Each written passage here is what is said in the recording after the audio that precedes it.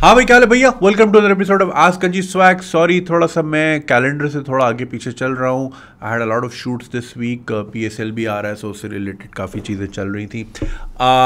But ये कि देनी तो होती है एपिसोड, क्योंकि लोग वेट करते हैं। And this beautiful plant pot मुझे इस्लामाबाद प्लांट्स के नाम से देयर इज़ एन इंस्टाग्राम, उन्होंने मुझे भेजा था पर्सनलाइज्ड। इट्स अ कैक्टस, काफ़ी हैवी है, देखने में लगता नहीं है। Do check out their Instagram, they're selling some lovely plant pots. और अगर आप पेट्रियन पे सपोर्ट करना चाहते हैं, don't forget to do that on patreon.com/kanjiswag, and of course do not forget to subscribe. Without further ado, let's move on to today's questions.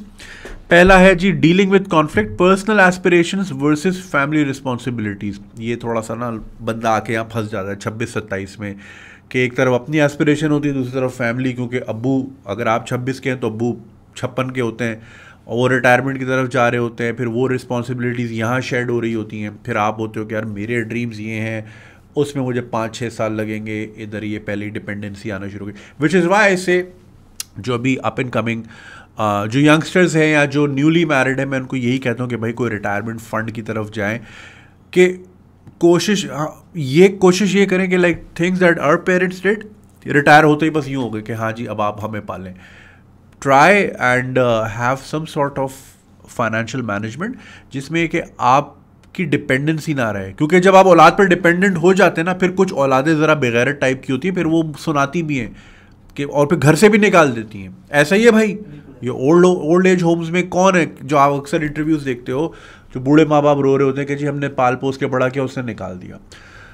तो अल्लाह ना करे कभी ऐसी सिचुएशन आए। लेकिन मैं यही कहूँगा कि आज आप अभी शादियाँ वादी तो आप कर रहे हैं, रंगीलो मारो ढोलना, मगर आप प्लानिंग करें रिटायरमेंट के बाद की, कि खुदा ना बच्चों पे डिपेंडेंसी ना हो। बच्चे जो है ना अपना खुद ही चलें, ताकि फिर इस तरह की ईमेल्स ना आए ना कि यार मैं ये अपने एस्पिरेशंस कर लूँ या मैं इधर संभाल लूँ। Salam Junaid bhai, I hope you're doing healthy. You're healthy and doing well. I've been following your channel since a few years and always admired the way you speak, your insights and willingness to speak about issues that matter in our society. My name is Dada Dada. I am turning 30 this May and have been living in Germany since roughly 9 years. ये बच्चे ने tight काम किया है। मैं भी यही कहता हूँ भाई, 20s करते ही निकल जाओ, करते ही निकल जाओ। अब ये 30 का है ना, बट मेंटली ये 50 का हो, क्योंकि इसने इतने यार जर्मनी जैसे प्रोफेशनल इन्वायरमेंट में इसने काम किया है, ये बहुत आगे होगा अपनी ज़िंदगी में। Anyway, my dad used to travel internationally a lot due to his work commitments, and fortunately I was able to accompany him on his work trips to London when I was 8 years old. Since that trip, it became a lifelong dream of mine to study and live abroad, which I was thankfully able to achieve due to the hard work of my parents and my grades at school. Mashallah. I moved to London alone when I was 16, did my A-levels and later ACCA among some other smaller diplomas.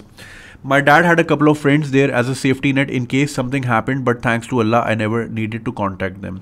I took up a job at Sainsbury's to pay my living expenses. Sainsbury जैसे यहाँ इम्तियाज़ store है ना, या लाहौर में अल्फतेह है, England में Sainsbury है, टेस्को है, एस्डा है, इस तरह के, ठीक है। तो ये वहाँ काम करके अपना गुजर बसर कर रहे थे। As a hobby, I started taking interest in other European languages, which led me to the next chapter in my life. Germany. I signed for an online platform to learn languages, where I got to know my now wife. Pakistani boy language ढूंढने क्या, उधर भी बीवी ढूंढ ली, क्या बात है। She is a German national who at that time wanted to improve her English and offered to help me with German in exchange. इनको जर्मन सीखनी थी और भाभी को इंग्लिश सीखनी थी। तो इन्होंने बोला सीखते सीखते, मतलब लैंग्वेज सिखाते सिखाते, मैं आगे कुछ बोलना नहीं चाह रहा। We talked, helped each other and fell in love. Of course, a year and a half later, we got married with my parents' blessings. And I moved to Germany mid-2012. ठीक है, the last 2 papers of my ACCA I finished in Germany through distance learning. In Germany, I took a couple of courses and improved my language and started working full-time in my field. I studied and completed the German version of CA through an evening course to be more presentable in the German market. This really helped me, and thanks to Allah and my parents' prayers, I am financial head of a German tourist company with a workforce of 30 people. MashaAllah. This enabled my wife and I to buy a house here a couple of years ago, as the mortgage rate was roughly the same as paying this rent before. वो house building finance होते हैं ना, तो वो कह रहे हैं कि घर ले लिया बीवी के साथ मिलके, क्योंकि जितना रेंट था उतनी ही मॉर्गेज में पेमेंट जानी थी, तो उन्होंने मॉर्गेज ही ना दे दें। तो ये किया इन्होंने। My conflicts, my family in Pakistan lives in a rented flat in Karachi. I pay the rent of that flat every month alongside little things that pop up every once in a while like TV or fridge etc. It has always, यार वैसे आपने notice किए अब हमें हर साल TV change करना पड़ता है भाई? ऐसा ही हो सामा भाई, हर साल टीवी चेंज हो रहा है। पुराने हमारे 20-20 साल चले फिलिप्स के, थप्पड़ मार मार के ना, अगर दाने आ रहे हैं थप्पड़ मारे फिर सही हो गया। आजकल वाले चलते ही नहीं है, देखने में बड़े सेक्सी हैं। ये मैंने नोटिस किए, हमारे घर पे भी टीवी लाइन आ जाती है ना बीच में। अबे यार टीवियों में जान ही नहीं रही, आजकल के ना नौजवानों की तरह टीवी भी कमज़ोर हो रहा है। It has always been a dream of my mum to own a house and I'd like nothing more than to be able to fulfill her dream. The problem is that the property prices in Karachi have made it almost impossible for me to do that. Getting a mortgage there doesn't make fiscal sense either, as interest rates in Pakistan are touching 8 to 10% rather than 1 to 2% we have in Germany. I know I won't be able to cover the cost myself. My brother is just about to be done with his masters and helps with a custom related business that an uncle of mine runs, but he's going nowhere. He has been working there for the last 4 years but still makes 25,000 a month. 25,000 वाला आदमी झुग्गी भी नहीं बना सकता भाई इस शहर में। घर तो बहुत दूर की बात है, फ्लैट तो बहुत ही दूर की बात है। यार आप यकीन करो साहब भाई, मैं ना एक देखने गया था, मैं एक स्पेस ढूंढ रहा था बड़ी सी। मैं वहाँ चाह रहा था कि कोई को वर्किंग स्पेस बनाऊँ, ये बनाऊँ। एक मुझे साहब ने बेसमेंट दिखाया, मुझे समझ नहीं आया, बड़ा गंदा सा था। उन्होंने बोला चले लगे हाथ आए हैं, ऊपर एक फ्लैट दिखा दूँ आपको। मैं बात बता रहा हूँ इत्तेहाद कमर्शियल की, TCS का ऑफिस है उसके बिल्कुल पीछे, PSO के पंप के सामने TCS, उसके पीछे 4.5 करोड़ का आप यकीन करें वो फ्लैट था। खुदा की कसम मुझे रोना आ गया, डब्बा क्लॉस्ट्रोफोबिक हो गया। हालांकि मैं खुद मेड्स रूम में रहा हूँ 1.5 साल, मेरा सांस घुट रहा था। मैं ये 4.5 करोड़ का टट्टी फ्लैट मिल रहा है यार इस शहर की ना। और मतलब घंटे की यहाँ पे वो नहीं है फैसिलिटीज़, ना सड़क है, पानी आता नहीं है। 4-4 करोड़ के ये लोगों ने जो है ना वैल्यू बढ़ाई हुई है बहुत कराची का। I really don't know where he's going with his life and the youngest brother is even lazy with his studies, so I don't know what to expect from him. So basically मैं भी आपको साथ साथ समझाता जाता हूँ। साहब हैं इंग्लैंड में पढ़ाई की इन्होंने, फिर जर्मनी चले गए, ज़बान सीखते सीखते ज़बानें मिल गई समझ रहे हैं। तो जर्मनी में तो इन्होंने घर ले लिया, वहाँ घर लेने बड़े आसान है, बैंक बड़ा सपोर्ट करते हैं और कमाइयाँ भी अच्छी हैं। अब भाई उनका यहाँ मास्टर्स करके 25,000 कमा रहा है। ये सबसे बड़ा स्कैम है पाकिस्तान में, ख़ासतौर पर प्राइवेट इंस्टीट्यूट्स का, जहाँ यार सरमद नहीं है उससे मैं पूछता कि उसका अब तक कितना लग गया BBA में। यार 20-30 लाख तो लग रहा है आजकल लॉन्डों का, 20-30 लाख, 40-40 लाख भी लग रहा है लोगों का। आगे से जॉब मिलती है 25,000 की। अबे 13 साल लगेंगे उसको रिकवर करने में। मैं ये नहीं कह रहा कि हमेशा 25,000 में रहेगा, लेकिन आप समझ रहे हैं ये कितना बड़ा स्कैम है। और 25,000 भी किस्मत वाला लग गई, वरना तो कहते हैं इंटर्नशिप करो फ्री में। अगला 40 लाख लगा, ये बहुत बड़ा स्कैम है पाकिस्तान में, बहुत। इस पर कोई बात नहीं करता। तो खैर इनके अम्मी की ख्वाहिश थी कि इन्होंने तो वहाँ घर ले लिया। अब उनको यहाँ गिल्ट फील हो रहा है क्योंकि माँ की देरीना ख्वाहिश थी कि अपना घर हो। अब्बू रिटायर हो गए, भाई 25,000 कमा रहा है, छोटा भाई पढ़ ही नहीं रहा, मतलब पढ़ रहा है और लेजी वेजी है। वो इसलिए लेजी है क्योंकि बेटा आप जर्मनी में हो, आप यहाँ वहाँ से पैसे भेज रहे हो, इसलिए वो लेजी है। एक बड़ा मशहूर बात है, पंजाब में किसी से पूछो ना, आई am not being racist, I am Punjabi my self, but it's very common. भाई पंजाब में किसी से पूछो ना आप क्या करते हो, कहते हैं भाई दुबई होता है। अबे तू क्या करता है, कहता है भाई दुबई होते हैं, भाई दोहा होते हैं, भाई मस्कत होते हैं। तो ये वही सीन लगाया हुआ उन्होंने, कंफर्टेबल है। आप उधर से यूरोप फेंक रहे हो, वो आराम से चिल कर रहे हैं यहाँ पे, क्योंकि आजकल के लौंडे ऐसे ही हैं। चाय के ढाबों पे बैठे हैं, लूडो खेल रहे हैं, ज़ोर ज़ोर से गालियाँ दे रहे हैं, कोई एस्पिरेशन नहीं, कोई ड्रीम नहीं, कोई पैशन नहीं। दोस्त भी वैसे हैं, 4-4 बजे तक जाग रहे हैं, 12-12 बजे सो के उठ रहे हैं। लाइफ ख़त्म है इनकी। अबे 20s आपका और मेक और ब्रेक आपका 20s होता है। 20s में आपने संभाल लिया ना अपने आप को, लाइफ मेक है। नहीं संभाला तो फिर ज़िंदगी भर आप नहीं कर सकते यार, सवाल ही नहीं पैदा होता। सुनने को अच्छा है कि जी हाँ KFC वाले बाबा ने 66 साल की उम्र में जो है ना जिंगर बनाया, तो आज पूरी दुनिया में कर्नल सैंडर्स हो रहा है। अबे वो अमेरिका था, लैंड ऑफ अपॉर्चुनिटी है भाई, वहाँ पे बैंक सपोर्ट करता है, बैंक आपको कर्जे देता है कि बनाओ, बिजनेस को इनकरेज करते हैं। यहाँ आप जाओ ना ज़रा लोन लेने जाओ ना ज़रा, देता है बड़ा आपको बैंक लोन। क्रेडिट कार्ड पूरी दुनिया में गरीबों को दिया जाता, गरीब से मुराद मतलब ये कि लोअर मिडिल क्लास, ताकि वो अपने आप को अपलिफ्ट कर सकें। यहाँ देते ही अमीर को हैं, जिसके पास पैसा है उसी को देते क्रेडिट कार्ड। घंटा उठेगी middle class. I feel guilty every day being able to live in my own house in a first world country while my family lives in a rented flat. देखो बेटा, ये आपका मसला नहीं है, देखो that was your father's job, आपकी job नहीं है। अब ये हमारा कल्चर इस तरह का, जैसे मैंने शुरू में बोला, हमारे पेरेंट्स जो हैं वो बेचारे कमाते भी इतना कम है, प्लस वो फाइनेंशियली लिटरेट नहीं होते हमारे यहाँ। पैसा रखना कैसे है, चलाना कैसे, ये हमें सिखाया ही नहीं जाता। वो जो कमाते हैं बच्चे की तालीम पे लगा देते हैं, ये सोच के कि बड़ा हो के ये हमें पालेगा, और यही सिस्टम है।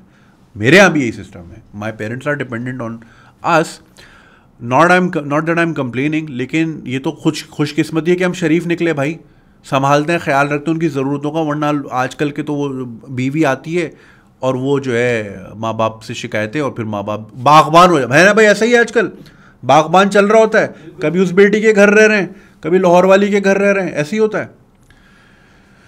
तो ये आपका मसला नहीं है, ये आपके फादर की रिस्पॉन्सिबिलिटी थी कि अपनी बीवी को वो अपना घर दें। चलें फ़ौरन नहीं दे सकते, लेकिन 30 साल का प्लान तो बनाते। अब आपकी ठीक है एसोसिएशन पेरेंट्स के साथ ज़ाहिर है, वो मैं नहीं कह रहा कि कम होनी चाहिए, वो कभी भी नहीं हो सकती, वो आपके पेरेंट्स हैं। और हर किसका दिल नहीं करता अपने माँ बाप को वो दे जो उनको कभी नहीं मिला। मेरी बड़ी ख्वाहिश है, मेरी माँ ने कभी ट्रैवल नहीं किया ज़िंदगी, क्योंकि वो हालात ऐसे नहीं थे हमारी फैमिली के। अब्बू ने शादी से पहले बहुत किया था, बट देन उसके बाद खैर नहीं। तो मैं उनको फिर लेके गया, जैसे ही मैं इनेबल हुआ मैंने उनको घुमाया फिराया बड़ा, ठीक है ना। तो किसकी ख्वाहिश नहीं होती, मगर ये घर वाली बात जो है ना, अब ये हज़ारों लाखों वाली नहीं। जैसे अगर फॉर एग्जांपल किसी की माँ की ख्वाहिश है कि मैंने कभी गोल्ड का सेट नहीं रखा, मैंने सारा बेच दिया बच्चों की तालीम में, तो फिर आप ज़रा चलो ठीक है जी 2 तोले का 2.5 तोले का अयाज मेमन मोती वाला से लेके दे दिया आप, बट दैट्स लाइक 2-3 लाख। अबे ये करोड़ों की बात है, इसको कमाने में ही इतने साल लग जाते हैं। और कराची जैसे शहर में यार, जहाँ क्वालिटी ऑफ लाइफ नाम की चीज़ ही नहीं है यार, 4-4 करोड़ के डब्बे फ्लैट मिलते हैं यहाँ पे यार, खुदा को मानो। तो आपकी तो उम्र गुजर जाएगी वो देने में, तो आपका मसला नहीं है। अब देखो आप जर्मनी में रहते हो, आपको एज मिला, आपने ले लिया घर, आपने आगे देखना है अपनी फैमिली का। मैं नहीं कह रहा इनको डिवोर्स कर देना है अपने पेरेंट्स को, ऑफ कोर्स नॉट, मगर अब अकेले आपकी भी जिम्मेदारी नहीं है ना। वो भाई वो 25,000 की नौकरी कर रहा है मास्टर्स करके, यार खुदा को मानो यार। मैं सोच रहा हूँ एक BBA बच्चे ने अभी किया नहीं है, और वो क्या कमा रहा है यहाँ पे, इसी मुल्क में रहता है ना जहाँ पे आप कहते हो इमरान खान ने इकोनॉमी बर्बाद कर दी। वो 15 लाख सिर्फ एक कंपनी से रिटेनर ले रहा है, और उस तरह की उसके पास कितनी कंपनीज हैं। जीनियस बच्चा, उसने मुझे फ़ोन किया, उसके लहजे में जो कॉन्फिडेंस था ना, मैं समझ गया कि यार ये बच्चा कोई छोटी चीज़ नहीं। फिर मैंने उसको कुरेदना शुरू किया। फ़ोन उसने मुझे किसी और काम के लिए किया था, मैंने कहा तू अपने बारे में बता। अभी वो BBA की डिग्री लेगा, और वो हंस के बता रहा था, कह रहा मुझे इतनी हंसी आती है कि हम जो है ना, मतलब मैं बिज़नेस की दुनिया में, मैं AI फॉर एग्ज़ाम्पल, मैं AI टेक्नोलॉजी पे बैठा हूँ, और जब मैं यूनिवर्सिटी जाता हूँ वो हमें पढ़ा रहे होते हैं हेलो वर्ल्ड।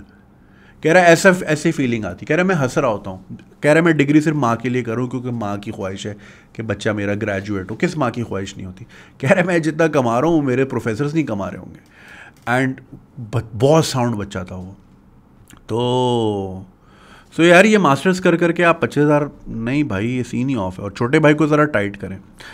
खैर, every time I want to take these opportunities, I feel torn up inside. On the one side, I feel guilty about my family in Pakistan and my mom's wishes. And on the other side, I feel that I'm letting my wife down by ignoring her well-being for my family in Pakistan.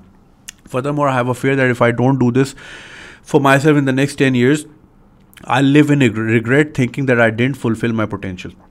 I'd like to hear what do you think about this situation? What's your opinion? I apologize for a long email. Blah blah blah. खुदा हाफिज़। देखें भाई, वही वाली बात, balance रखने वाली बात होती है। बैलेंस रखना सीखें। अब आपकी फैमिली वो भी है, ठीक है ना। हम लोग यही करते हैं, वो मामाज बॉय होते हैं हम लोग ज़्यादातर, क्योंकि माँ को हमने हमेशा जुल्म सहते हुए देखा होता है, तो हमारे अंदर और ख्वाहिश होती है कि हम माँ के लिए बहुत कुछ करेंगे, और इतना कर जाते हैं कि जो हमारे बच्चों की माँ है उसको हम लात मारते हैं। बिल्कुल ऐसा ही होता है। Learn to have a balance.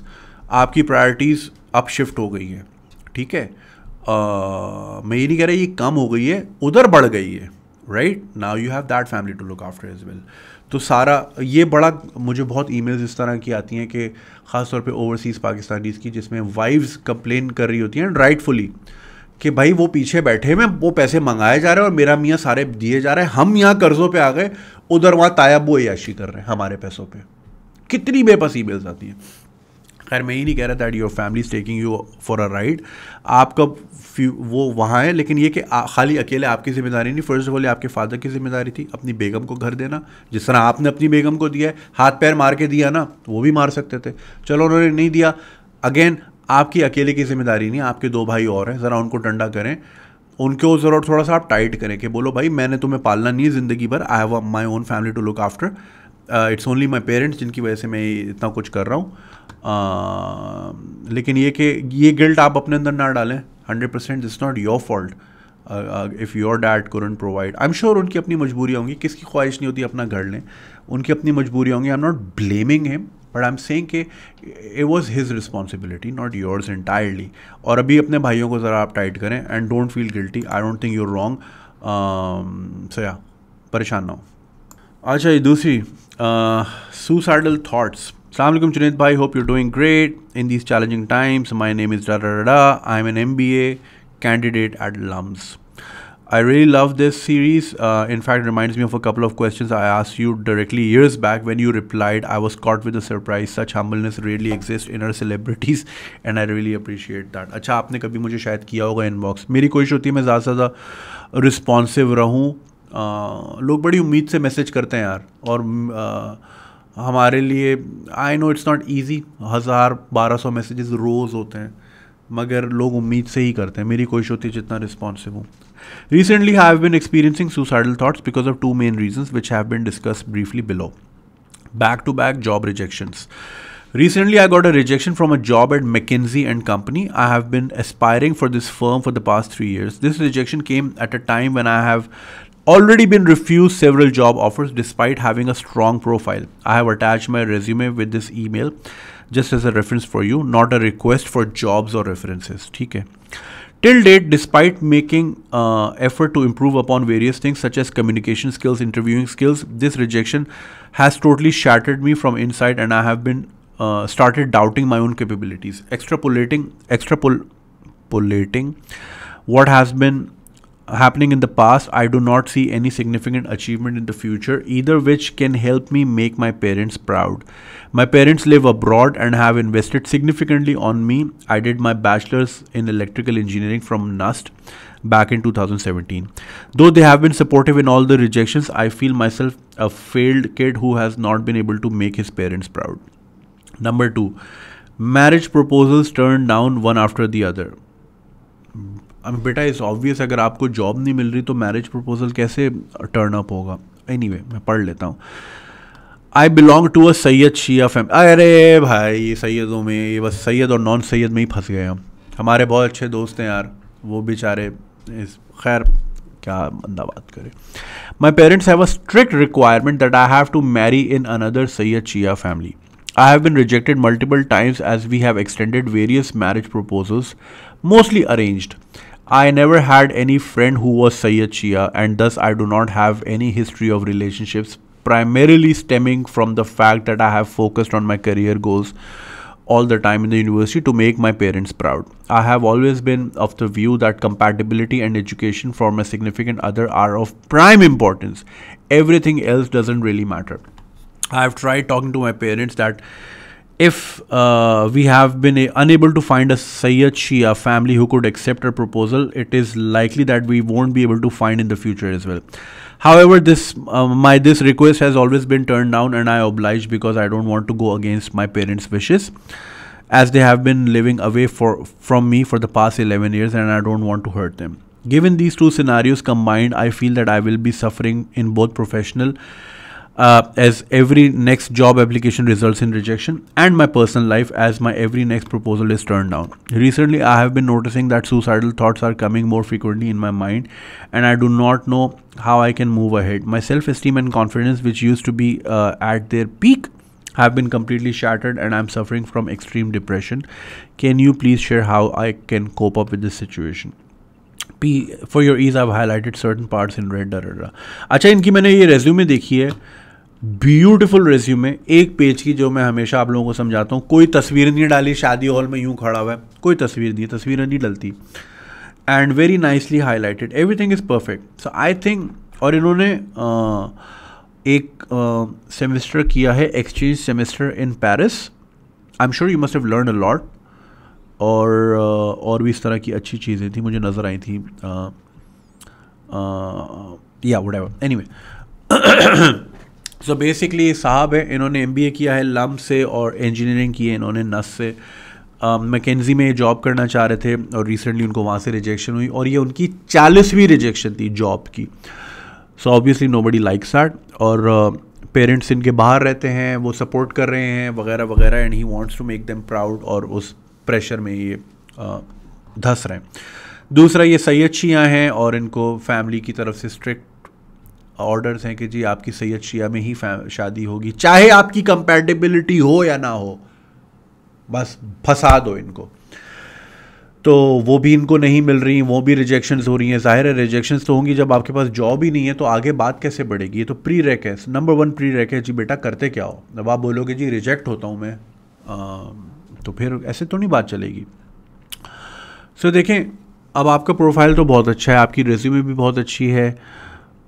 You need to know there is something grave that you are doing wrong in the interviews. आप कोई ऐसी तो चीज़ कर रहे हो जिसकी वजह से आप रिजेक्ट हो रहे हो. आपका प्रोफाइल बहुत अच्छा है, GPA भी माशाल्लाह कितनी 3.7 है.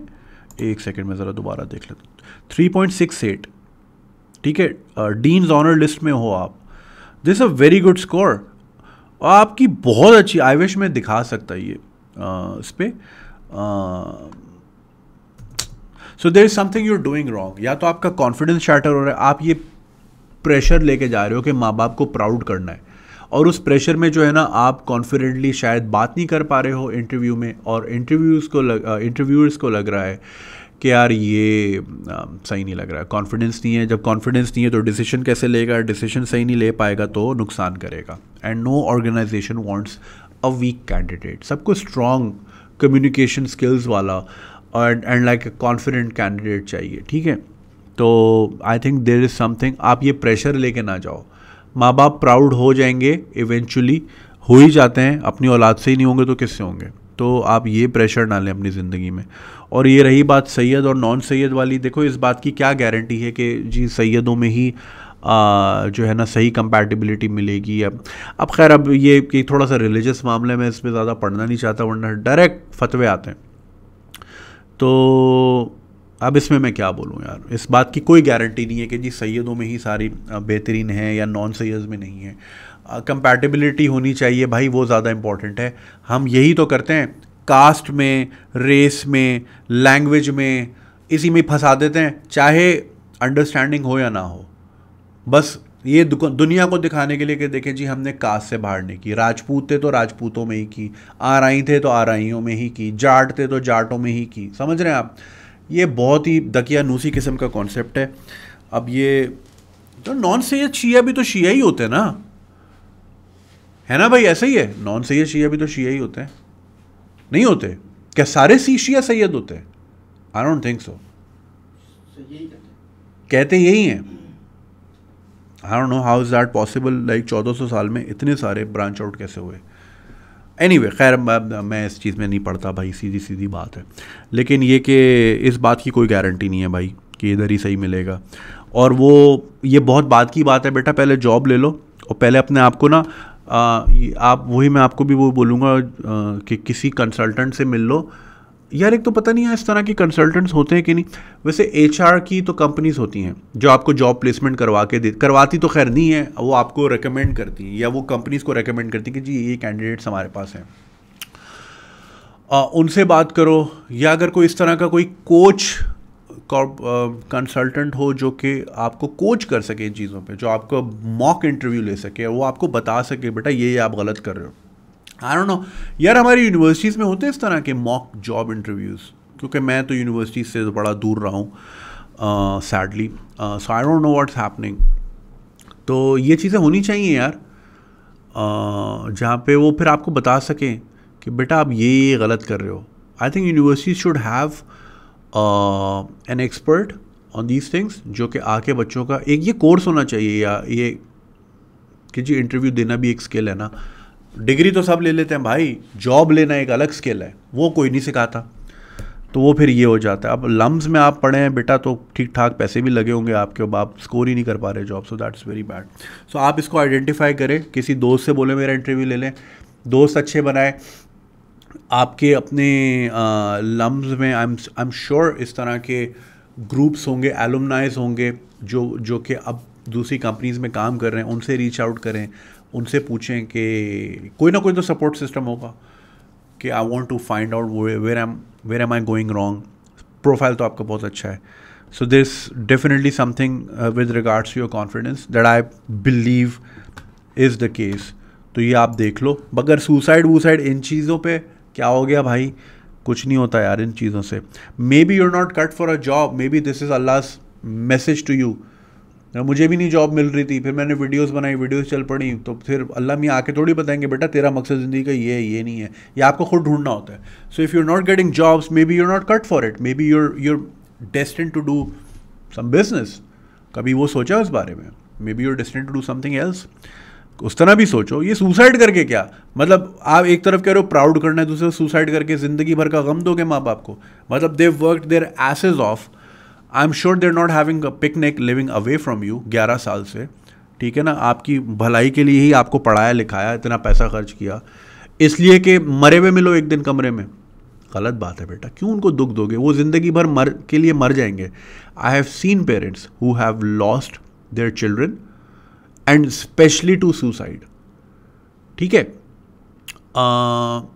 वो फिर ज़िंदगी देखो, अगर तो खुदा न खास्ता किसी बच्चे का एक्सीडेंट हो गया या किसी झगड़े में मारा गया या ड्रग ओवरडोज हो गई, वो एक एक्सीडेंट के तौर पे समझा जाता है कि चलो यार we couldn't do anything about it, ठीक है। रोड पे जा रहा था, गाड़ी ठुक गई, अब क्या कर सकते हैं, अफसोस तो है। But suicide is like pro max किस्म का, कि हमने क्या कोताही की बेटा कि वो जीना ही नहीं चाह रहा था, हमने इतनी मेहनत से उसको पाला पोसा, बड़ा किया, पढ़ाया लिखाया, खर्च किया, हर चीज़ का ख्याल किया, ये चाहिए ये दे दिया, वो चाहिए वो दे दिया। क्या हम इतने, वो जो सुसाइडेड पेरेंट्स होते हैं ना, समझ रहे हैं आप, जिनके बच्चों ने सुसाइड किए, वो फिर अपने आप को ज़िंदगी भर के लिए लूज़र और फेलियर, जो चीज़ आप फील कर रहे हो ना, आप उनको ये देके जाओगे। And till the day they die they will cry every morning looking at your pictures, और आपका फेवरेट तकिया नज़र आ जाएगा घर में, आपके कपड़े लटके हुए होंगे। औलाद का गम इससे बड़ा गम दुनिया में कोई नहीं है, दुनिया में कोई गम नहीं है। और and like this is how you want to repay your parents. एक तरफ कह रहे हो प्राउड करना है, दूसरी तरफ ये करना है आपको। Like you should be ashamed of yourself to even think like that. आप माशाल्लाह लम्स के ग्रेजुएट हो, नस्ट से पढ़े हो, ये वो यूनिवर्सिटीज़ है जहाँ पे हर बच्चा एस्पायर करता है पढ़ने के लिए, करोड़ों बच्चा हर साल, right. And you got to be rubbing shoulders with the people there, and this is what you're coming to. Nahin, this is not a courageous way out. You should be courageous. Life जितनी बार गिराए उतनी बार खड़े, slinky बन जाओ, यो बन जाओ, जितनी बार life फेंके वापस आ जाओ, बोलो ऐसी की तैसी। जिंदगी तो है ही हार्ड भाई, इजी वे तो किसी के लिए भी नहीं है। So don't think like that, try to find out way you doing things wrong. और ये रिश्ते विश्ते वेट कर लेंगे भाई, ये कहीं नहीं भागे जा रही लड़कियां। किसी मकाम पे पहुंच जाओगे ना, खुद ही निकल आएंगे बहुत सारे सैयद का, आपको पता ही नहीं होगा ये कहाँ से आ गए। Once you are at a certain level in life, so don't think like these things. और नहीं, this is not a courageous move. ख्याल रखो अपना। हाँ जी, नेक्स्ट वन। अस्सलाम वालेकुम, I am a graphic designer 20 years old from Karachi, but now I'm in UAE. I've been following you for the past 2 years and I've seen all your videos. I have a question. I'm here in UAE for the past 2 years. I was living there जहाँ आप रहते थे, back side of Khaleej centre near Fahidi metro station. ये किसने बताया भाई तुम्हें कि मैं वहाँ रहता था? Funny. Now they've changed the name to Sharaf DG. Okay. Sir, actually I want to know how and where I can invest money in Pakistan or UAE because मैं यहाँ की jobs में अब डिपेंड नहीं करता। यहाँ किसी भी दिन किसी भी वक्त किसी को भी निकाल देते हैं। बंदा सुबह सो के उठे और पता चले होता है कि जी भाई you are finished from your job. So इसलिए मैं चाहता हूँ कि मेरा बैकपैक कुछ हो उससे जिससे मेरी जॉब इफेक्ट ना हो, मेरी बैक पे कुछ हो जिससे मेरी जॉब इफेक्ट ना हो। ऑल्सो अनदर रिक्वेस्ट, एक वीडियो बनाएं कि आप यूएई में अपने कैसे सरवाइव किया, कैसे अपनी ड्राइविंग लाइसेंस लिया। अब Dubai licence is too difficult, मुझे 4 से 5 बार फेल किया जा चुका है सिर्फ पार्किंग टेस्ट में, and still not completed my licence, thank you so much for reading, here is my portfolio डा। सो भाई एक भाई हैं दुबई में रहते हैं, अपेरेंटली वहीं रहते हैं जहाँ मैं रहता था, खलीज सेंटर के पीछे। अगर खलीज सेंटर के पीछे रहते हो तो भाई खलीज सेंटर से सीधा फहीदी मेट्रो स्टेशन को क्रॉस करो, यॉर्क होटल वाला रोड, हाँ यॉर्क होटल है, आजकल तो बंद होगा, सीधा म्यूज़ियम की तरफ जाओ, रावी रेस्टोरेंट आएगा, सीधा जाते रहो, मेज़बान रेस्टोरेंट आएगा, ठीक है ना, इंडियन हैदराबादी लोगों का है वो। वहाँ हर जुमेरात को या शायद मंडे को, नहीं जुमेरात को, हर जुमेरात को एक हलीम बनती है जो कि रात को मिलती ही नहीं है, तो दोपहर को जाके खानी है। इतनी थिक हलीम तुमने ज़िंदगी में नहीं खाई होगी, और वो शीरमाल के साथ खाना, you will be thankful to me for the rest of your life. और उसके सामने तो उस्तादी, वो तो फेवरेट ईरानी, मगर वो बड़ा महंगा है, मैं तनख्वाह वाले दिन खाता था, the best food in the world. So ये भाई दुबई में है और वो कह रहे हैं 20 साल के हैं, ग्राफिक डिज़ाइनर हैं, कह रहे हैं पाकिस्तान में इन्वेस्ट करना चाहता हूँ क्योंकि यहाँ का कुछ नहीं पता। भाई देखो, जब मैं था ना 2012 में, उस वक्त भी लोग ये बोलते थे कि अभी गया दुबई, अभी ख़त्म हुआ, अभी ख़त्म हुआ, आज 2021 आ गया, वहीं का वहीं है। लोगों की बातों पे मत जाओ, ये अफवाहें हम भी सुनते आए हैं कि बस अभी गए अभी गए अभी गए, ठीक है, ऐसा हो जाता है कि आपको रातों रात पता चलता है कि जी अब नहीं है। वो ज़्यादातर होता है इन द केसेस ऑफ अहले तशी, उनको अक्सर इस तरह के फ़ोन आ जाते हैं सीधा सीधा कि भाई बैक पैक करें, आपका ख़त्म हो गया। वो होता ये है, I know a lot of people जिनको दुबई से इस तरह निकाला गया है, नॉट दुबई से, शारजा से। दुबई इज़ प्रिटी लिबरल, देखो हर जगह की अलग गवर्नमेंट है, शारजा में थोड़ा सी सख्ती है क्योंकि वो थोड़ा सा सऊदी इन्फ्लुएंस वहाँ ज़्यादा है, इसलिए वहाँ पे आपको बार्स और क्लब्स और अल्कोहल मिलती ही नहीं है। वो होता ये है कि जी, खैर मैं बात कहीं और लेके जा रहा हूँ, मगर मैं लोगों की नॉलेज के लिए, आप ना नेट पे क्या क्या कर रहे होते हैं उनको सब पता होता है। आपने कहीं कोई कमेंट कर दिया, कोई अग्रेसिव स्पीच किसी जाकिर की शेयर कर दी, वो बैठ के नोट कर रहे होते हैं, और वो आप शायद इस तरह के ना हो इंतशार फैलाने वाले, लेकिन वो एल्गोरिदम चलाते हैं और कहते हैं यार इसमें टेंडेंसी आज नहीं, ये 3 साल बाद शायद ये हरकत कर सकता है, तो पहले ही निकालो। तभी तो वहाँ सुकून है, सुकून इन द सेंस कि वो किसी चीज़ को पनपने ही नहीं देते, वो पहले ही सफाया कर देते हैं।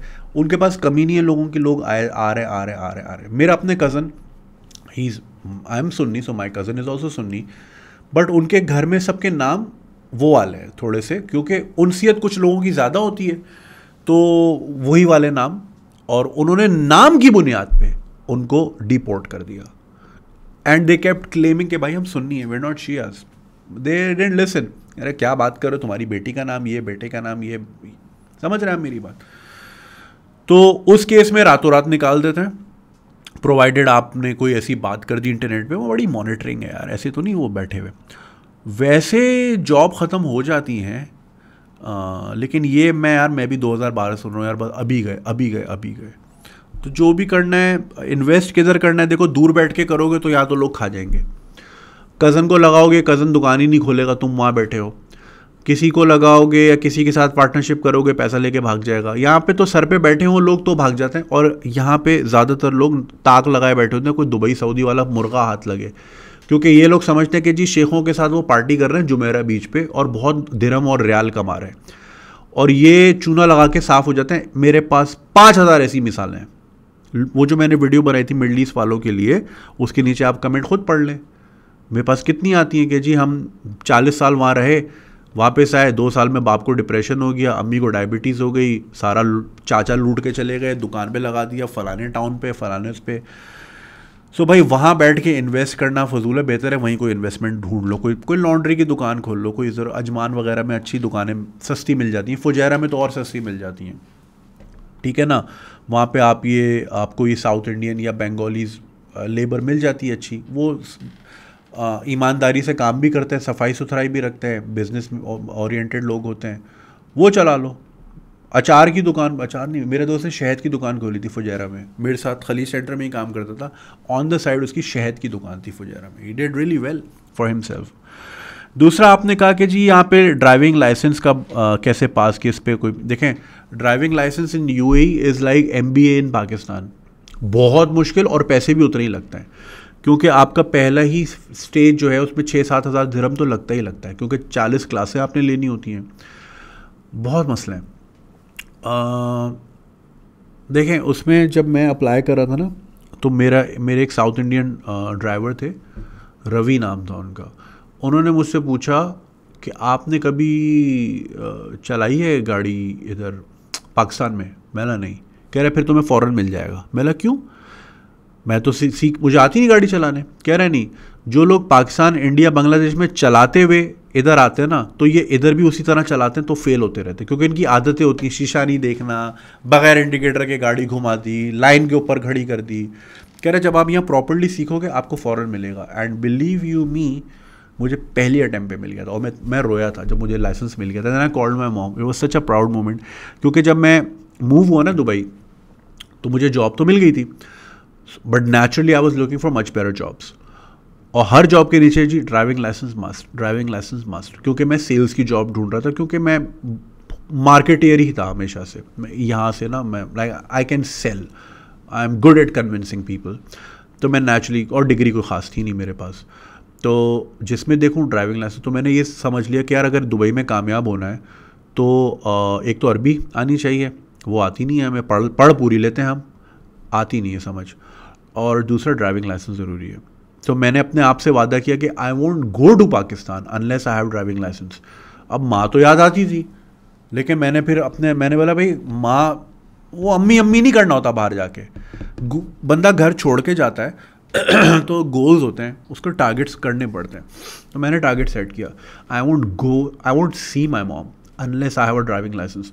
तो उसके लिए पहले तो मैंने बहुत मेहनत की, इन द सेंस कि वो पैसे जमा किए और उसके बाद फिर मैंने वो अप्लाई किया, और फिर मैंने, तो उसमें होता ये है कि भाई टेस्ट में जो है ना, आपने बहुत होशियारी से देखना होता है। पहले तो आप सीखें भाई सही से, जो बता रहे हैं कि भाई इस तरह करनी, तो उस पर जहन लगाएं एंड लाइक फोकस कि वो क्या कह रहे हैं जी। इस तरह अगर लाइन यूं है और आपने यहाँ पार्किंग करनी है, तो वो आपके दरवाजे के आधे पे लाइन आएगी, तब आपने गाड़ी काटनी है। अब ये बात मुझे याद थी, मैंने वही चीज़ की, मैं पास हो गया। राइट, इस तरह की चीज़ें याद करें जो सिखाते हैं। क्लास में मैंने देखा लोग बातें कर रहे होते हैं, मस्ती कर रहे होते हैं, सुन नहीं रहे होते। यू हैव टू, भाई पैसा लगा हुआ है आपका, 6-7 हज़ार दिरहम लग जाता है।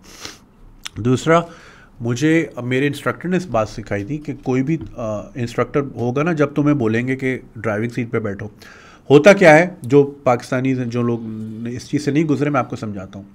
40 आपकी क्लासें होती हैं, थ्योरी और प्रैक्टिकल। यहाँ तो गोद में बैठ के सीख लिया, लाइसेंस भी आ गया, घर बैठ के 1500 रुपये में माँ बहनें की भी सड़कों की, वहाँ ऐसा नहीं होता। सो प्रैक्टिकल क्लासों में आपको सिखाते हैं पार्किंग करना, और हाइट पे जा रहे हो तो हैंड ब्रेक कब खींचना है, ये सब, इस साइन का मतलब क्या है, राउंड अबाउट में कैसे घुसना है। मैं जो यहाँ रो रहा होता हूँ डैश कैम लगा के, इसीलिए because I have go through the entire process, और यहाँ पे लोगों को पता ही नहीं। एनीवे, तो मुझे इंस्ट्रक्टर ने कहा था कि आप जैसी, अच्छा होता क्या है, टेस्ट में 3 लोग होते हैं, कैंडिडेट्स, और एक इंस्ट्रक्टर, वो होता है एग्जामिनर होता है, वो अरबी होता है, आईपैड उसके पास होता है, सिगरेट वो पी रहा होता है, और 3 कैंडिडेट होते हैं, एक चला रहा होता है, 2 पीछे बैठे होते हैं, और फिर थोड़ी सी इससे चलवाता है, फिर कहते हैं तुम पीछे बैठो, तुम आओ, थोड़ी सी उससे, फिर वापसी में तीसरा बंदा चलाता है, और वहीं पे उनकी किस्मत का फैसला कर देता है, तुम पास हो, तुम फेल हो, ऐसे।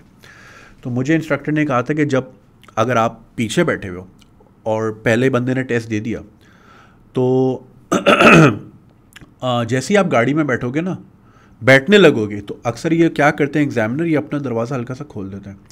अब नई गाड़ियों में तो टींट बजने लग जाता है ना, पुरानी गाड़ियों में वो नहीं होता था, या वो डिसेबल किया हुआ होता है। वो देखना चाह रहे होते हैं कि इसने स्क्रीन पे देखा है कि जी दरवाजे खुलने का निशान आया हुआ है, इसने ऐसी गाड़ी चला दी, वहीं पे फेल। हल्का सा यूँ खोल देते, बाय द टाइम आप उतर के गाड़ी में आ रहे हो और ये वाला जा रहा है, उसने अपना हल्का सा यूँ खोल के यूँ बैठ गया, और आपने गाड़ी ऐसी चलाई बगैर देखे, फेल। वो बात ही नहीं करते, सर प्लीज़ सर, कहते हैं निकल भाई खल्ली वल्ली, क्योंकि उसको पैसा मिलना है, आपने दोबारा इन्वेस्ट करना है। तो ये चीज़। दूसरा, आपने बैठते ही उसको सलाम करना है, राइट, सलाम करना है। तीसरा, उसने मुझे बताया था कि चाहे शीशे सही लगे हुए हो, आपके हाइट की वजह से सही हिसाब से सही एडजस्ट हुए हो, फिर भी उनको उंगली करो, ताकि उसको दिखाओ दैट यू आर, क्योंकि उसको नहीं नज़र आ रहा कि आपके हिसाब से एडजस्ट हुए हैं, उसको ये दिखाओ कि तुम्हें पता है कि मैंने एडजस्ट करने हैं। तो बस ऐसे ही हल्का सा हिला के और यूं करके और यूं करके, और सबसे पूछो कि आर वी ऑल रेडी, और उससे भी बंदे से पूछो कि मैं चलाऊं, आर यू ऑल रेडी, सही सब ठीक है, बेल्ट वेल्ट पहनी हुई है सब ने। कभी कभी वो अपनी बेल्ट भी हल्की सी खोल देता है, क्योंकि ड्राइवर की रिस्पॉन्सिबिलिटी कि उसकी गाड़ी में जो पैसेंजर्स हैं उन्होंने बेल्ट लगाई है कि नहीं, इस पर भी फेल किया जाता है। बेल्टें सबकी लगी हुई है, मैंने इस तरह बाआवाज़ बुलंद पूछा, are you all wearing your seat belt, ठीक है, okay, are we good to go. अच्छा, उसके बाद 20 की सड़क है, लिखा हुआ है 20 किलोमीटर्स पे चलानी है, वो कहेगा भगाओ, आपने भगा दी, आप फेल, ठीक है। तो मुझे ये बताया गया था, और वो जो मेरे इंस्ट्रक्टर थे वो मारवाड़ी थे, राजस्थानी थे, इंडियन, वेरी नाइस गाय, कि अगर वो बोले ना भगाओ, तो पहले आपने बोलना सर ये 20 का रोड है। अगर वो फिर भी बोले ना कि मैं कह रहा हूँ भगाओ, तो भगाओ, दैट मीन्स कि वो चाह रहा है कि जल्दी ख़त्म करो यार, अब मतलब मैं क्या सारा दिन तुम्हारी थोड़ी टेस्ट लेना। तो ये चीज़ बतानी होती है। तो ये थोड़ी सी ट्रिक्स थी उसने मुझे बताई थी, दरवाजे देखना, शीशे देखना, बेल्ट्स देखना, और मतलब जस्ट स्टे काम। और ज़िंदगी मौत का मसला वो नहीं है, आप मर नहीं जाओगे, वो गोली नहीं मारते एंड में, तो इतना प्रेशर लेने की क्या, ज़्यादा से ज़्यादा फेल करेगा, फिर कर लेना अप्लाई। मगर ये कि सबसे हार्ड मेरे पास आया था पार्ट, क्योंकि पहले वाले को उसने सेंटर से निकाली है, वो गलियाँ थी, गलियों में चलाना आसान है। रोड पे आए, रोड पे मेरी बारी आई, एंड ही मेड मी, वो अलैन वाला रोड जो है मैंने बिलहासा से किया था, वो 120 की स्पीड पे ट्रैफिक होता है वहाँ। उसने बोला कि यहाँ से ऑल द वे लेफ़्ट पे जाओ, और मैं लेफ़्ट पे गया इंडिकेट करके सब कुछ देख के, देन ही सेड कि ऑल द वे राइट आओ। सबसे मुश्किल टास्क मुझे मिली, आई डिड माई पार्ट। और फिर बोला कि पार्क करो, फिर मैं फुटपाथ से थोड़ा सा पहले, वही लाइन वाली हिसाब के, ये जो पैरेलल लाइंस हैं, गाड़ी यूँ आएगी, जब दरवाजे के आधे पे लाइन आ जाए तो गाड़ी पूरी काटनी है। इस पे यार उसामा वो बनानी, हमने वो टिकटॉक आपको बताई थी ना कि ये रिवर्स पार्किंग कैसे की जाती है, ये मैं आपको बाकायदा बताऊंगा, किस शीशे में कब देखना है, किस तरह काटना है, क्योंकि ये चीज़ें मैंने सीखी हैं, यहाँ पे अक्सर लोग नहीं करना चाह रहे होते क्योंकि उनको आती नहीं। एनीवे, तो भाई ध्यान दें इसमें, इन्वेस्ट जो भी करना है उधर ही कहीं देख लें, आपकी नज़रों के सामने होगा, या तो फ़ोन पे ही चे बना रहे होगे, आपको व्हाट्सएप कॉल अलग नहीं लगती, कितने फ़ोन करोगे, यहाँ पे दुकान नहीं खोली तुम्हें, वहाँ टेंशन हो रही होगी, उधर ही कहीं इन्वेस्ट करो। और ये ड्राइविंग ज़रूर सीखो भाई, अभी तुम 20 के ही हो, अभी आने की नहीं सोचो, अभी उधर से आगे जाने की सोचो, वापस आ जाएगा यहाँ पे क्या करेगा भाई, तू लाइट ग्राफिक डिज़ाइनिंग किधर करेगा, अभी गर्मी आ रही है लाइट नहीं होगी भाई, जनरेटर ज़रा करना है हमने, ये याद आ गई बात है, क्या करेगा भाई, छोड़ भाई कल्ली वल्ली, अल्लाह अल्लाह करके तू आगे गया तो आगे की सोच। वो क्या है, बाबा कौंडके का गाना है कि पता नहीं तेज़ चलेगी तो पैरों में आएगी मोच, ज़रा आगे की सोच, तो पैरों में आएगी मोच, ज़रा आगे की सोच, तो तू भी आगे की सोच भाई, छोड़ इस बार अल्ली वल्ली। हाँ जी, ये वाली ईमेल लास्ट थोड़ी सी सीरियस है। It says I have cancer and few months to live, how do I tell my parents. Salam Junaid bhai, hope you're doing well. I will keep things short. I was diagnosed with cancer 3 years ago. I had my treatment and got fully recovered. But I had cancer recurrence again a few months ago. I had treatment started again. Doctor tried every treatment, mainly chemotherapy. But this time the cancer was too strong and spread through my body. My doctor said I have a few months to live. My parents know that I'm having cancer treatment and I didn't tell them that the treatment didn't have much effect and all I have is a few months. We are living in a joint family and I along with my brother and parents live under one roof. I know I'm going to die and I only have a few months, but I am prepared. Allah has given me this strength. I'm more scared about what my parents feel when I tell them about my condition. मैं नहीं चाहता कि मेरे parents को मेरी इस news की वजह से कुछ हो जाए. They are old, above 60, but mashallah in good health. They still have life to live and I want them to live their remaining life happily with my brother. I also haven't told my brother and bhabhi, but I know they will sustain this news. They both are very supportive. My brother also has a daughter and my parents love her. I hope you know what I'm trying to say. My life may be over, but I want family, especially my parents, to live their remaining life happily, but not with my grief. I'm youngest in my siblings and my parents are really attached to each other and I'm not married. Junaid bhai, I hope you give me some suggestion. I will be waiting eagerly. First of all, really sorry to hear. So एक साहब हैं, इनको cancer है 3 साल से और अब doctor ने इनको बिल्कुल जवाब दे दिया है. इन्होंने अपनी एज नहीं लिखी, बट अज्यूमिंग कि इनके पेरेंट्स 60 साल के हैं तो ये 30s में होंगे। तो कैंसर इनका ट्रीट हो गया था, लेकिन वो कैंसर रिकरिंग हो जाता है, रिकरेंस हो जाती है दोबारा। हर चीज़ ट्राई कर ली, कीमोथेरेपी सब कुछ कर लिया। अब वो कैंसर इतना फैल चुका है उनकी बॉडी में कि अब वो चांसेस उनके सर्वाइवल के बिल्कुल नहीं है, और उनको कुछ मंथ्स बोला है कि हैं। अब ये इनके पेरेंट्स हैं, ये जॉइंट फैमिली में रहते हैं, इनके भाई हैं, भाभी हैं, बच्ची है, उनकी पेरेंट्स हैं माशाल्लाह 60+ हैं। अब ये इस कश्मकश में कि उनको कैसे बताऊं या ना बताऊं, क्योंकि ज़ाहिर है वो नहीं चाह रहे कि कुछ खुदा न खास्ता वो दिल पे ले लें या कुछ ना कुछ हो जाए। अब इसमें मेरा ये मानना है कि इफ़ यू आस्क मी, ये मेरी पर्सनल राय है कि मैं नहीं बताता, क्योंकि फिर जाना तो है। अगर लाइक व्हेन आई नो कि आई एम गोइंग, तो जो रिमेनिंग डेज़ है वो खुशी खुशी मैं गुजारूं पेरेंट्स के साथ। समझ रहे हैं मेरी बात? वरना फिर क्या है, अगर खुदा न खास्ता let's assume you have 90 days to live या 100 डेज़ टू लिव, और आपने अगर आज बता दिया, तो वो अजियत तो है ही है जब आप चले जाएंगे दुनिया से, लेकिन वो जो 100 दिन है वो भी एक अजियत है, क्योंकि फिर माँ बाप रोज़ाना कैलेंडर देखेंगे, रोज़ाना घड़ी देखेंगे, वो रोज़ाना आपको देख के रोएंगे कि ये जा रहा है, ये जा रहा है। देखें, हमें क्यों नहीं पता होता डेट ऑफ डेथ हमारी क्या है? वाई डोंट हमें ये निज़ाम जो है नेचर का, अल्लाह ताला ने जो निज़ाम बनाया है, इसमें हमें डेट ऑफ डेथ क्यों नहीं बताएगी? क्योंकि फिर इंसान डिप्रेशन में ही रहता ज़िंदगी भर। अब अगर मुझे पता हो कि जी मेरे यही एज है, ठीक है, तो मैं काम ही नहीं करूँगा। मैंने कहा मैंने तो अभी चले जाना है, तो दुनिया रुक जाती फिर, और फिर लोग रोते ही रहते, डिप्रेशन में ही रहते कि ये जाने वाला है, जाने वाला है। अनसर्टेनिटी जो है ना, that is the thing that keeps us moving. और इट्स वेरी सैड। सो यही वजह है कि हमें नहीं पता होता। कि अगर हमें पता हो कि जी फलाने ने 45 साल रहना है, अब 40 का वो हो गया, अब रोना धोना ही शुरू हो गया, बस 5 साल रह गए, बस 5 साल रह गए, बस 5 साल, ये जाने वाला है, जाने वाला है, जाने वाला है, तो फिर अनप्रोडक्टिव हो जाती पूरी ज़िंदगी। और सो ये रीज़न है। तो जो भी आपके पास टाइम है, आपके लिए बहुत सारी दुआएं, अल्लाह आसानी करे आपके लिए। It's very painful. I have seen people who died with cancer, और ये एक बड़ी अजियतनाक, मतलब अजियत होती है उन लोगों के लिए। अब जैसे I was just talking to a friend of mine आज सुबह ही, उनकी वालदा बहुत अरसे से कैंसर में मुब्तला थी, बहुत अरसे से, और वो उनके पिछले 3-4 साल जो मेरी दोस्त हैं इसी अजियत में गुजरे कि बस माँ माँ माँ माँ माँ। तो और फिर इवेंचुअली शी पास्ड अवे। वो बहुत तकलीफ़ दे अमल होता है कि व्हेन यू नो कि लाइक बस ये अभी गई कि अभी गई। तो आपके पास जो भी रिमेनिंग डेज़ हैं, आई वुड सजेस्ट कि वो अच्छे से गुजरें, उनमें मोहब्बत हो, उसमें हंसी खुशी हो। समझ रहे हैं मेरी बात?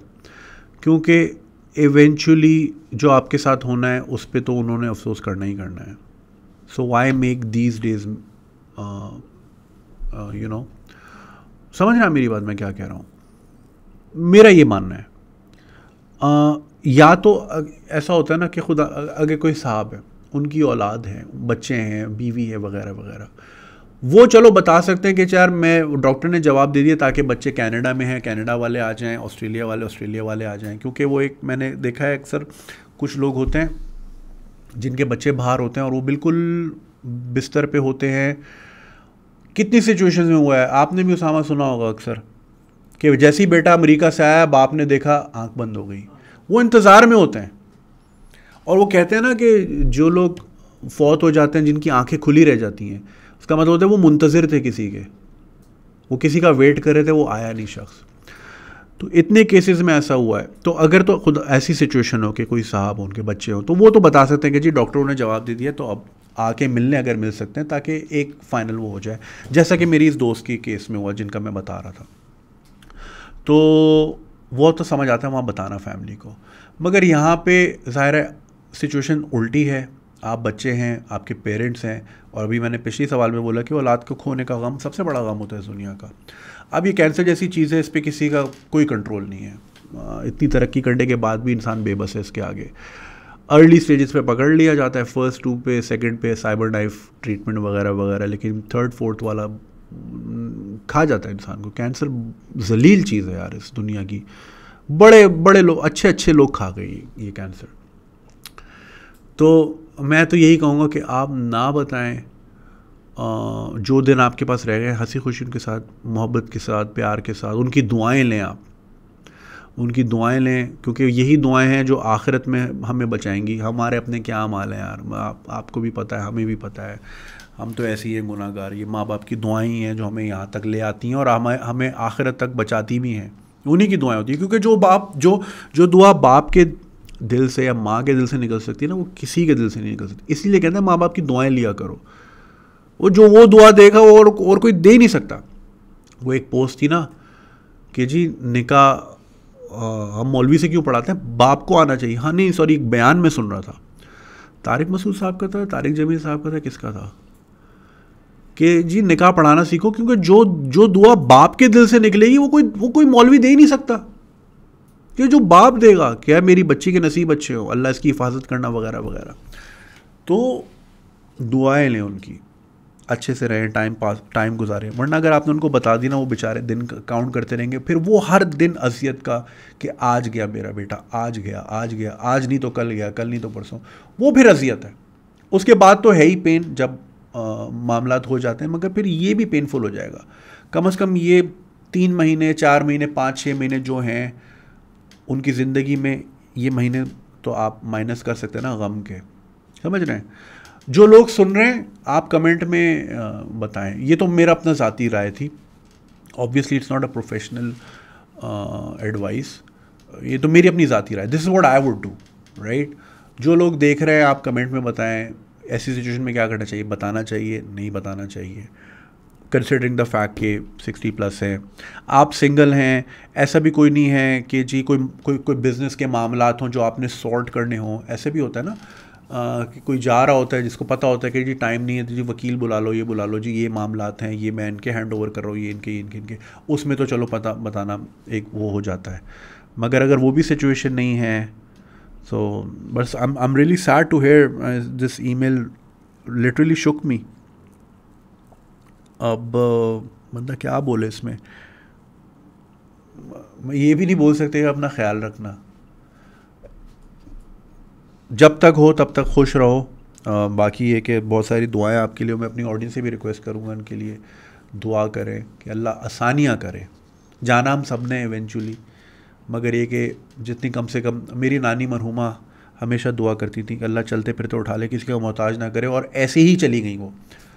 दोपहर को खेला उन्होंने बाकायदा, my mom was there, my sisters were there, खाया पिया, एंजॉय किया, एंड देन 4 बजे 5 बजे शी वॉज गॉन। कुछ भी नहीं था उनको, बस चलते फिरते। उनकी दुआ ही हमेशा ये थी कि मैं मोहताज नहीं होना, कि बच्चे ले के कभी कोई अस्पताल भाग रहे। हर पेरेंट की ख्वाहिश होती है कि जी हमारी वजह से हमारे बच्चे डिस्टर्ब ना हो, बस वो अपना उनका चलता रहे, बस हम ठीक है, हम दाल रोटी खा लेंगे, वो कबाब खा ले, वो गोश्त खा ले, हम देसी पेरेंट्स ऐसे ही होते हैं ना। तो अल्लाह आसानियाँ करे यार, अल्लाह आपकी दुख तकलीफ़, और ये कि बस ये ज़िंदगी है, ज़िंदगी इसी का नाम है, कोई ऐसे जाता है तो कोई वैसे जाता है। This is the reality of life.